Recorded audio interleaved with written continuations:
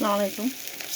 এই যে আপনাদের সামনে হাজির হলাম। আশা করি সবাই ভালো আছেন। এই যে মশলা সব কষালাম। আজকে রান্না করব এই যে মুরগির গিলা কলিজা দিয়ে আলু ভুনা করব। এখন ভালোভাবে কষাই নিয়ে এখন ঢাকনা দিয়ে ঢেকে দেব। কষানো হয়ে গেলে পানি দিয়ে দেব। কষানো হয়ে গেল, আমি এখন পরিমাণ মতো পানি দিয়ে দেব। এটা আমি মাখা মাখা রাখবো, ঢাকনা দিয়ে ঢেকে দেবো। এখন সাথে একটু টমেটো দিয়ে দেবো, আমি মাখা মাখা করে রাখবো।